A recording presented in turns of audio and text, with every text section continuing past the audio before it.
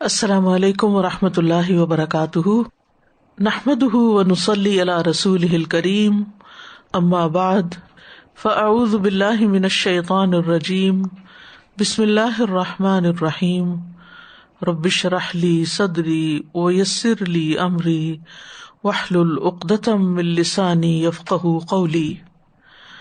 ہم قیامت کے دن کے حالات کے بارے میں پڑھ رہے تھے۔ اللہ سبحانہ تعالیٰ فرماتے ہیں، بسم اللہ الرحمن الرحیم، لا اقسم بیوم القیامہ ولا اقسم بالنفس اللوامہ، ایحسب الانسان ان لن نجمع عظامہ، بلی قادرین علی نسوی بنانہ، بل یرید الانسان لیفجر امامہ، یسأل ایان یوم القیامہ، فإذا برق البصر وخسف القمر وجمع الشمس والقمر، يقول الإنسان يومئذ أين المفر، كلا لا وزر إلى ربك يومئذ المستقر۔ نہیں میں قیامت کے دن کی قسم کھاتا ہوں، اور نہیں میں بہت ملامت کرنے والے نفس کی قسم کھاتا ہوں۔ کیا انسان گمان کرتا ہے کہ بے شک ہم کبھی اس کی ہڈیاں اکٹھی نہیں کریں گے؟ کیوں نہیں، ہم انہیں اکٹھا کریں گے، اس حال میں کہ ہم قادر ہیں کہ اس کی انگلیوں کے پورے درست کر کے بنا دیں۔ بلکہ انسان چاہتا یہ ہے کہ اپنے آگے آنے والے دنوں میں بھی نافرمانی کرتا رہے۔ وہ پوچھتا ہے اٹھ کھڑے ہونے کا دن کب ہوگا، پھر جب آنکھ پتھرا جائے گی اور چاند گہنا جائے گا اور سورج اور چاند اکٹھے کر دیے جائیں گے، اور انسان اس دن کہے گا کہ بھاگنے کی جگہ کہاں ہے؟ ہرگز نہیں، پناہ کی جگہ کوئی نہیں، اس دن تیرے رب ہی کی طرف جا ٹھہرنا ہے۔ وہ دن رب کے حضور حاضری کا دن ہے، حساب کتاب دینے کا دن ہے، جزا سزا کا دن ہے۔ تو اس سلسلے میں ہم پڑھ رہے تھے حوض کوثر کے بارے میں۔ اب ہے حوض کوثر سے محروم رہنے والے لوگ۔ عبداللہ بن بریدہ اسلمی کہتے ہیں کہ عبید اللہ بن زیاد کو حوض کوثر کے ثبوت میں شک تھا۔ یہ اموی حکمران تھا، ایک گورنر تھا۔ اس نے ابو برزہ اسلمی کو بلا بھیجا، رضی اللہ عنہ، صحابی ہیں۔ وہ آئے تو عبید اللہ کے ہم نشینوں نے ان سے کہا کہ امیر نے آپ کو اس لیے بلایا ہے کہ آپ سے حوض کوثر کے متعلق دریافت کرے۔ کیا آپ نے اس حوالے سے رسول اللہ صلی اللہ علیہ وسلم سے کچھ سنا ہے؟ انہوں نے فرمایا، ہاں، میں نے رسول اللہ صلی اللہ علیہ وسلم کو اس کا تذکرہ کرتے ہوئے سنا ہے۔ اب جو اس کی تکذیب کرتا ہے اللہ عز و جل اسے اس حوض سے سیراب نہ کرے، یعنی جو اس کو جھٹلائے وہ اس سے سیراب نہیں ہوگا۔ ابن حجر نے 50 سے زیادہ صحابہ سے حوض کوثر کے بارے میں احادیث نریٹ کی ہیں، تو یہ تواتر کے درجے تک پہنچی ہوئی احادیث ہیں۔ تواتر کا تو معلوم ہے نا آپ کو کہ اتنی کثیر تعداد راویوں کی ہو کہ جن کا جھوٹ پر اکٹھے ہونا ممکن ہی نہ ہو، تو اس لیے اس میں شک نہیں کرنا چاہیے۔ شک کس بنا پہ لوگوں نے کیا کہ قرآن مجید میں اس کا ذکر نہیں ہے، قرآن مجید میں نہر کوثر کا ذکر ہے، اس کا ذکر نہیں ہے، حالانکہ کثیر تعداد میں احادیث موجود ہیں، تو اس پر ایمان رکھنا چاہیے۔ تو جو لوگ اس سے محروم رکھے جائیں گے ان میں سے کچھ وہ ہوں گے جو آپ کے بعد دین سے پھر جانے والے ہیں۔ نبی صلی اللہ علیہ وسلم نے فرمایا، میں حوض کوثر پر کھڑا ہوں گا کہ ایک جماعت میرے سامنے آئے گی، اور جب میں انہیں پہچان لوں گا تو ایک شخص فرشتہ میرے اور ان کے درمیان نکلے گا اور ان سے کہے گا کہ ادھر آؤ۔ میں کہوں گا کہ کدھر؟ وہ کہے گا کہ اللہ کی قسم جہنم کی طرف۔ میں کہوں گا کہ ان کے کیا حالات ہیں؟ وہ کہے گا کہ یہ لوگ آپ کے بعد زبردستی الٹے پاؤں واپس لوٹ گئے تھے۔ پھر ایک اور گروہ میرے سامنے آئے گا، جب میں انہیں بھی پہچان لوں گا تو ایک شخص یعنی فرشتہ میرے اور ان کے درمیان سے نکلے گا اور ان سے کہے گا ادھر آؤ۔ میں پوچھوں گا کہاں؟ تو کہے گا اللہ کی قسم جہنم کی طرف۔ میں کہوں گا کہ ان کے حالات کیا ہیں؟ فرشتہ کہے گا یہ لوگ آپ کے بعد زبردستی الٹے پاؤں واپس لوٹ گئے تھے۔ تو میں نہیں خیال کرتا کہ ان میں سے کچھ بچ نکلیں گے، مگر اتنے کہ جتنے ریوڑ سے بھٹکے ہوئے اونٹ ہوتے ہیں، یعنی باقیوں کو وہ لے جائیں گے۔ قرطبی کہتے ہیں کہ تمام علماء کہتے ہیں پس ہر وہ شخص جو اللہ کے دین سے مرتد ہو گیا، پھر گیا، یا اس نے ایسا مسئلہ گھڑ لیا جس پر اللہ راضی نہیں، یعنی اپنے پاس سے دین میں کوئی نیا کانسیپٹ نکال لیا اور اللہ نے اس کی اجازت نہیں دی، تو یہ ان لوگوں میں شامل ہوگا جنہیں حوض کوثر سے دھتکار دیا جائے گا اور انہیں اس سے دور کر دیا جائے گا۔ اور سب سے زیادہ حقارت اور نفرت سے ان لوگوں کو دھتکارا جائے گا جو مسلمانوں کی جماعت کی مخالفت کرتے ہیں اور ان کے راستے سے الگ ہو جاتے ہیں، جیسا کہ خارجیوں کے تمام فرقے اور اسی طرح باقی فرقے جو امت میں بنے جو اصل سے ہٹ گئے، یعنی جنہوں نے اپنی خواہشات کو مقدم رکھا۔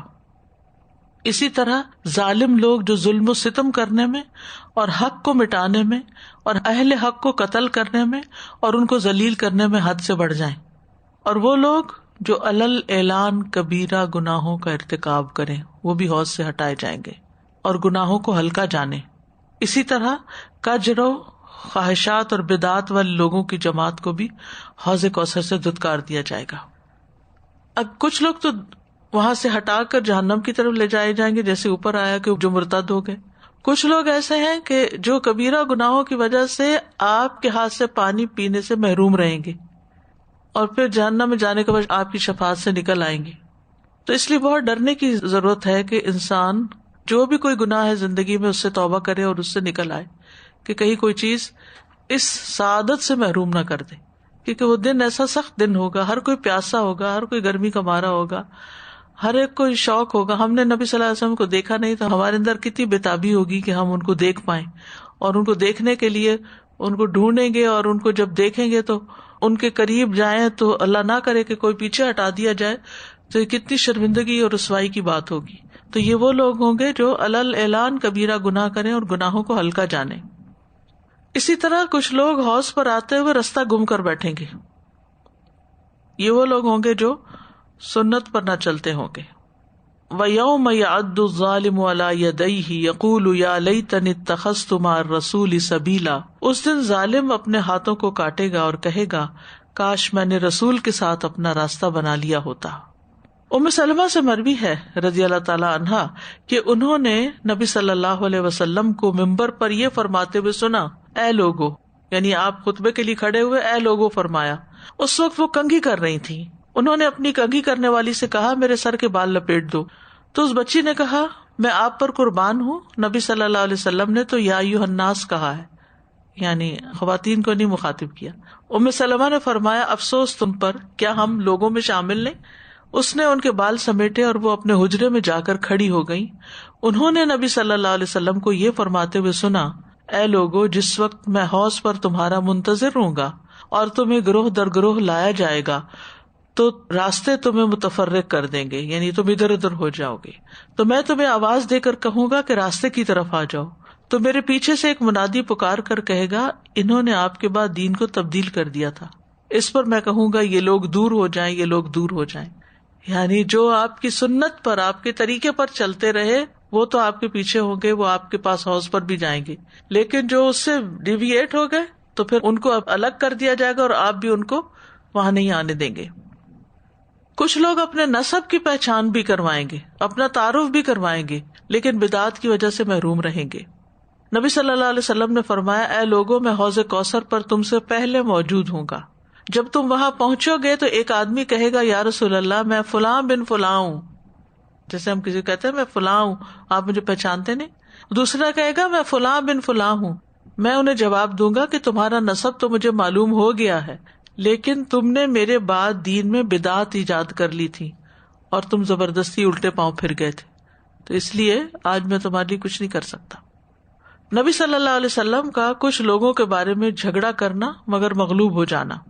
رسول اللہ صلی اللہ علیہ وسلم نے فرمایا میں حوض کوثر پر تمہارا پیش خیمہ ہوں گا اور کچھ لوگوں کی خاطر مجھے جھگڑنا پڑے گا، پھر میں ان پر مغلوب کر دیا جاؤں گا، پھر میں عرض کروں گا یہ تو میرے ساتھی ہیں، یہ تو میرے ساتھی ہیں، تو جواب میں مجھ سے فرمایا جائے گا آپ نہیں جانتے کہ انہوں نے آپ کے بعد کیا کیا ایجادات کر ڈالی تھی۔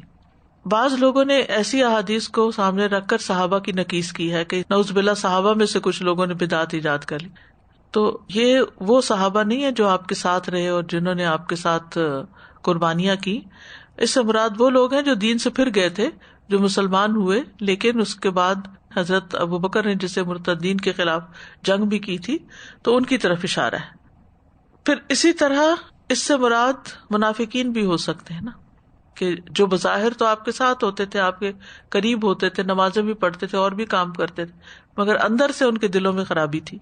نبی صلی اللہ علیہ وسلم نے فرمایا کہ حوض پر کچھ ایسے آدمی آئیں گے جو دنیا میں میرے ساتھ رہے، یہاں تک کہ جب میں ان کو دیکھوں گا اور ان کو میرے سامنے کیا جائے گا تو وہ مجھ سے دور کھینچ لیے جائیں گے. اور یہ کون ہوں گے؟ منافق لوگ ہوں گے. پھر اسی طرح جھوٹ کا ساتھ دینے والے اور ظلم پر تعاون کرنے والوں کی محرومی ہوگی.